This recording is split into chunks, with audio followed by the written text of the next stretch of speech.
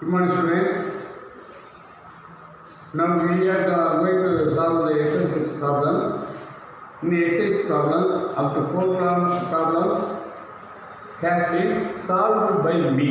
என்னால் 4 கணக்குகள் அனைத்து ஒவ்வொன்றும் போடப்பட்டுள்ளது. இந்த 5வது கணக்கு மட்டும் 5th சம் போடலை, அது நீங்கள் தான் போட்டோம். போட்டு பாருங்க. இப்போ ஏதாவது டவுட்ஸ் இருந்தாங்க எனக்கு ஃபோன் பண்ணி கேளு. இருக்கிறது 7 பேர், 7 பேரில் 2 பேர் வரதே இல்லை, கவனிக்கிறதே இல்லை. இதில் இப்போ நீங்கள் நல்லா கவனிக்கிறீங்களா படிக்கிறீங்களா உங்களுக்கு தெரிஞ்சிக்கவே மாட்டேங்குது. போனீங்கன்னா ஆலயம் தான். ரைட், ஓகே, நீங்கள் படிக்க தொடங்குங்க. ரைட், இப்போ பாருங்கள் 6th ப்ராப்ளம் எடுத்து. From the following receipts and payments account of Tenkasi Thiruvalluvar மன்றம். இந்த கணக்கு தான் இந்த வருஷம் கேட்டிருந்தாங்க, மறக்காது. 5 மார்க்ஸ் இந்த கணக்கு, எளிமையான கணக்கு. இந்த வருஷம் ஆனுவல் எக்ஸாமில் கேட்டிருந்த கணக்கு இது. ஃப்ரம் த ஃபாலோயிங், முக்கியமாக தெரிஞ்சுக்கோ, புக்கில் இருக்கிற கணக்கு தான் நீங்கள் கேட்பாங்க. ஒன்று எக்ஸசைஸில் இருக்கிறத கேட்பாங்க, உங்களை இலுஸ்ட்ரேஷன் இருக்கா இல்லையா அதை கேட்பாங்க. புதுசாக அவன் போய் கணக்கை தயார் பண்ண மாட்டான்.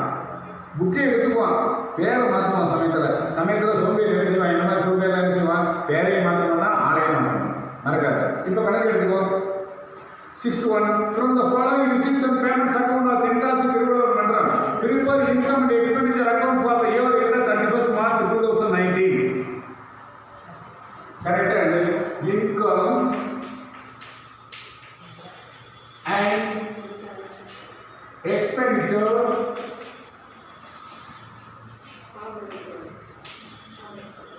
account of தென்காசி திருவள்ளுவர் மன்றம்.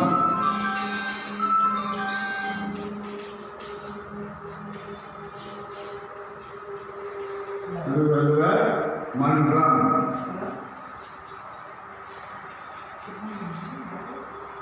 for the year ended.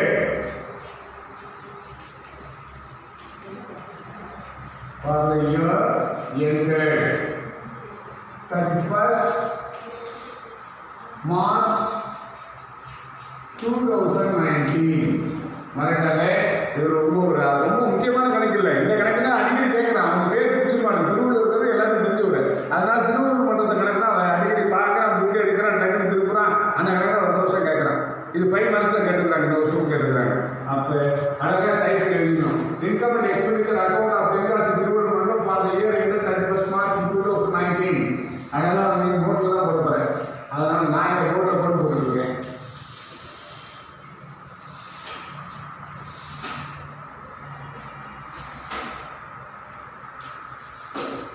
ரெண்டு பக்கமும் டெட்டாக கிரெடிட்டாக தான் போட்டுருவோம், மறக்காமல் போட்டுருவோம். அக்கௌண்ட்னா அதை போடணும். அப்போதான் கணக்கு எவ்வளோ நான் போடுறேன்னு அர்த்தம்.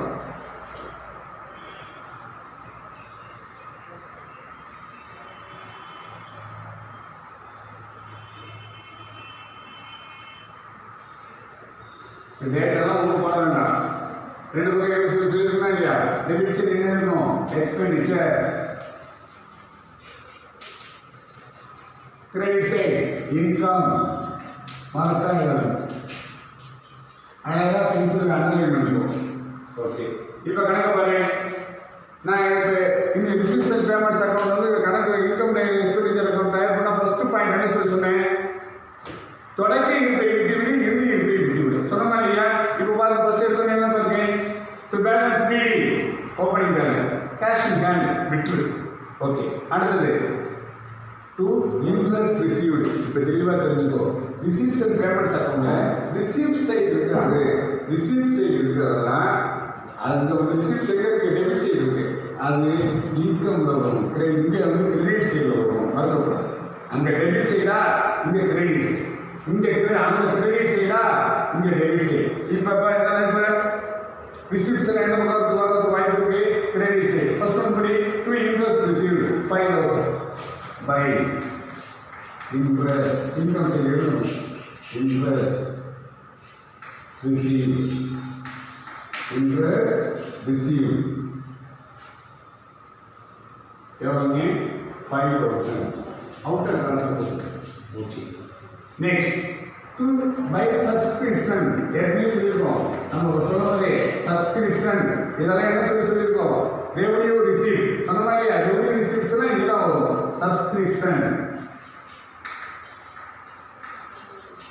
சப்ஸ்கிரிப்ஷன் எவ்வளவு 55,000 55. நெக்ஸ்ட் ஒன் லீகசின்னு கொஞ்சம் நேரம் சொன்னேன். இப்போ சொல்லியிருக்கிறேன், லாஸ்ட் கிளாஸஸ் சொல்லியிருக்கேன். லீகசின்னா தமிழில் வந்து உயிர் கொடை. என்ன சொல்றாங்க? It is a gift by will அப்படின்னா விருப்பத்தின் பேரில் கொடுக்கக்கூடிய ஒரு நன்கொடை, அதுதான் உயிர் கொடை. எவ்வளோதான் உள்ள இல்லாமல் இருக்கும். அவன் என்ன செய்யறான்? குழந்தை இல்லாதவன் பெரிய கோயிலுக்கு வந்து தன்னுடைய சொத்துக்களை எழுதி வைக்கிறான், அல்லது ஒரு பெரிய ஒரு நிறுவனத்துக்கு எழுதி வைக்கிறான், கல்வி நிலையத்துக்கு எழுதி வைக்கிறான். அதுதான் உயிர் கொடை. உயிர் கொடைங்கிறது நான் ரெக்கரிங் இன் நேச்சர், திரும்ப திரும்ப நிகழாதது, மறக்காத. அது கேபிட்டல் ரிசீப்ட். அது என்னது? உயிர் கொடை என்னது உனக்கு ஏற்கனவே சொல்லியாச்சு, முதலீன வரவு. அப்போ capital items are not recorded in the income and expenditure account, மறக்காத. அப்போ லீகசி இங்கே வராது, மனசில் வச்சுக்கணும். நம்ம என்ன செய்வோம்?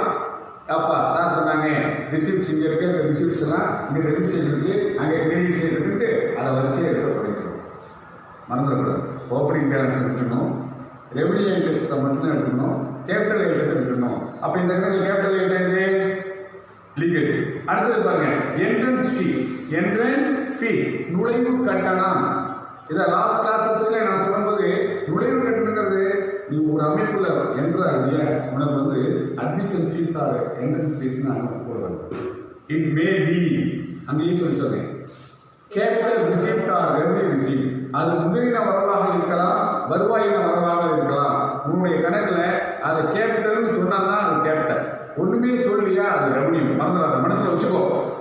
அப்போ இங்கே ஏதாவது சொல்லியிருக்காங்க மாதிரி ஒன்றும் சொல்லலை, அப்போ அது வந்து எது ரெவன்யூ தான். எழுதுங்க, by entrance fees 7,000.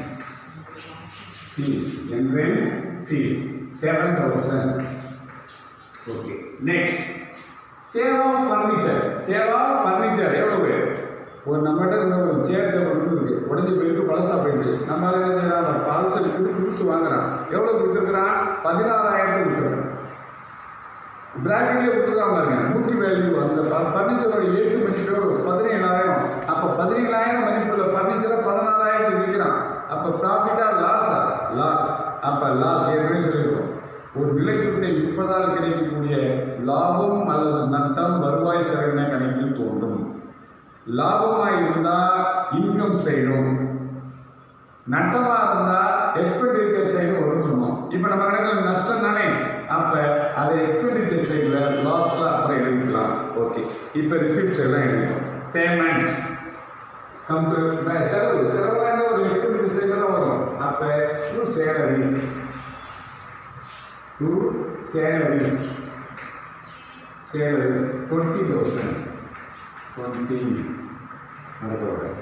Next one, to rent. So much 24. Next, to traveling expenses. பயண செலவுகள்.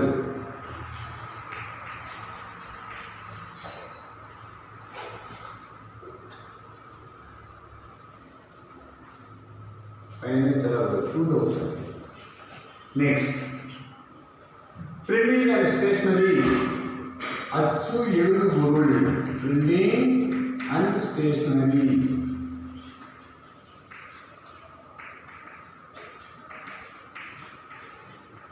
Printing and stationery. So much 6,000. Okay. Next, by investment made. Investment முதலீடுகள். நம்ம அமைப்புல, நம்ம கழகத்தில், நம்ம கிளப்பில், நம்ம ஸ்கூலில், நம்ம மருத்துவமனையில் எக்ஸ்ட்ரா வருமானம் வந்துருச்சு.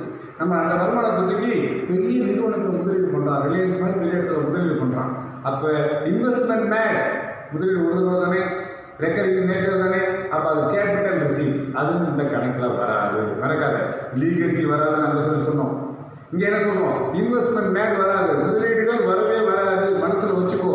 ஒரு கணக்கு போனதே நான் சொன்னதே இதுக்காக ஒரு சின்ன இன்னும் ஒரு புள்ளி வச்சுக்கோ. எது இது வராதுன்னா கூட உனக்கு தெளிமையாக புரியும்.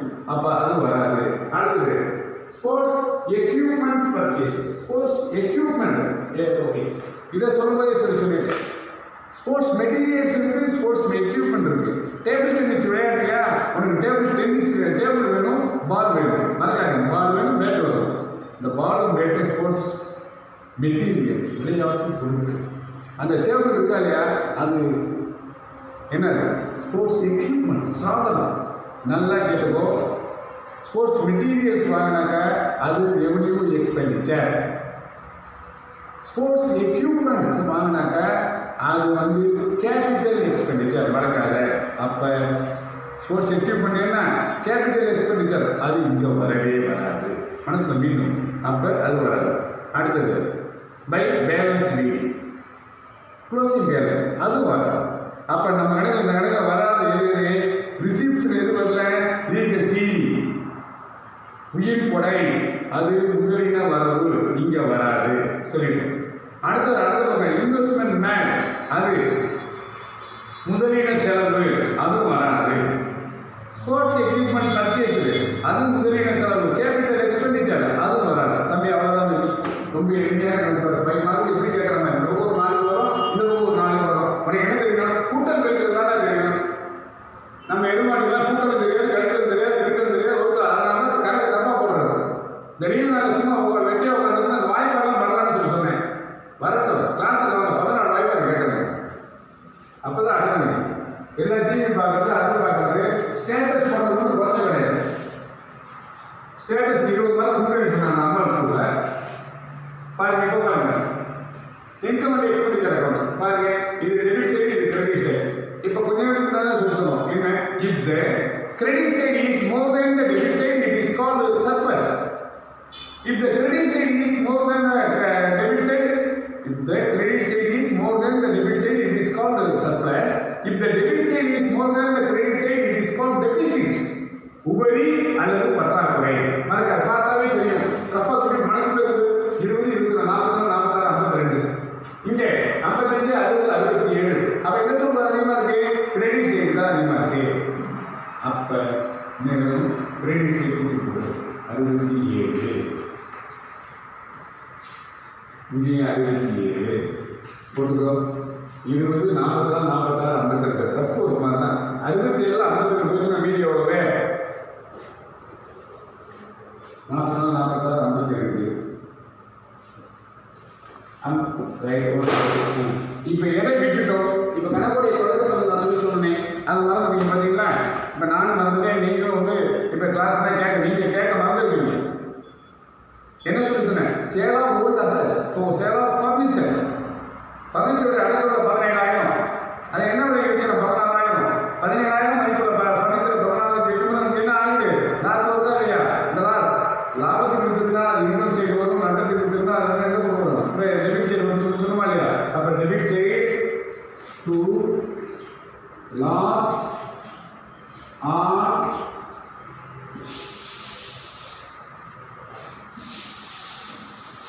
to loss on sale of furniture. Loss on sale of furniture. எழுதி பிராக்கெட்ல போட்டுக்கோ. ஃபர்னிச்சரோட ஏற்று மதிப்பு 17,000, விற்று மதிப்போடு 16,000. எவ்வளோ வித்தியாசம்? 1000. மறக்காம போடணும்.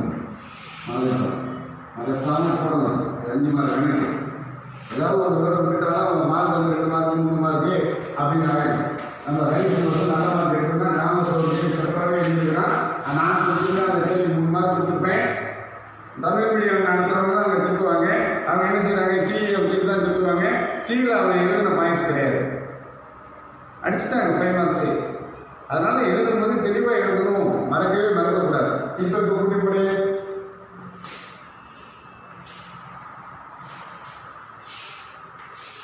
$67,000, 67 மேலே 20, 44, 46, 52, 53. 67, 53 முடிச்சா மீதி எவ்வளோங்க? 14. அதுக்கு நேராக டு சர்ப்ளஸ். பிராக்கெட் எழுதணும். Excess income over expenditure. Excess ஒன்று எழுதுனா தப்பு கிடையாது.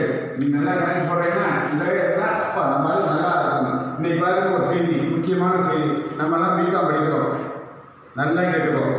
நான் நீ படிக்கும் போதே நல்லா படிக்கிறவங்க என்ன சொல்கிறேன், தம்பி நீங்கள் சிஏ படிங்க. ஏன்னா நான் அந்த காலத்தில் பிகாம் படிக்கும்போது சிஏ படிக்கணும்னா நான் படித்தேன், எனக்கு அந்த வாய்ப்பு இல்லாமல் போயிடுச்சு, நீங்கள் சிஏ படிக்கணும்னு உங்கள்கிட்ட சொல்லிட்டு இருக்கேன். நீங்களும் சரின்னு சொல்லிட்டு இருக்கீங்க. இன்னைய செய்தி என்ன தெரியுமா, இந்தியாவிலே குறைந்த வயதில் சிஏ தேர்வில் வெற்றி பெற்ற ஒரு சிறுவன். இன்னைய செய்தி 19 வயசுலேயே சிஏவை ஒருத்தன் கம்ப்ளீட் பண்ணிட்டான். இன்னைக்கு போட்டிருக்காங்க பேப்பர். அப்போ அவன் எல்லாரும் +2 படிக்கிறது 17 வயசு, சிஏ படிக்கிறது +2 முடிச்ச உடனே போகலாம். அவன் 2 வருஷத்துலேயே சிஏ முடிச்சிட்டாங்க. நீங்கள் 3 வருஷம், நான் உங்களுக்கு என்ன அட்வைஸ் பண்ணிட்டு இருக்கேன், 3 வருஷம் டிகிரி படிங்க, அதுக்கு பிறகு சிஏ பண்ணுங்கன்ட்டு. அவன் 2 வருஷத்துலேயே சிஏவில் இருக்கக்கூடிய அனைத்து பாடங்களையும் தேர்ச்சி பெற்று தன்னை ஒரு பட்டய கணக்காளராக இந்திய பட்டய கணக்காளர் கழகத்தில் பதிவு செஞ்சுருக்கான். அவனுடைய குறைந்த வயது எவ்வளோ 19 வயசு வரை. 19 வயசுல யாரும் முடிக்கவே இல்லை. இதெல்லாம் மோட்டிவேஷனாக எடுத்துக்கணும், பேப்பரை பார்க்கணும். ஐயோ 19 வயசுலேயே முடிச்சுட்டானா, நம்ம ஒரு 20 வயசு முடிப்போங்கிற சிந்தனை உங்களுக்கு வரும். இப்போ பாருங்க, டு சர்ப்ளஸ் எழுது எக்ஸஸ் இன்கம் ஓவர் எக்ஸ்பெண்டிச்சர் எழுது. அழகாக முடிஞ்சிருச்சு. அவ்வளோதான். எவ்வளோ வித்தியாசம்? 14,000. புரியுதா இல்லையா? அவ்வளோதான். இந்த கணக்கு வந்து 5 மார்க்ஸ் 2 வருஷம் கேட்டதான், 1 வருஷம் கேட்டதான், 2 வருஷமும் உங்களுக்கு கேட்பாங்க. அந்த கணக்கெல்லாம் ரொம்ப எளிமையான கணக்கு. Okay, we will meet next.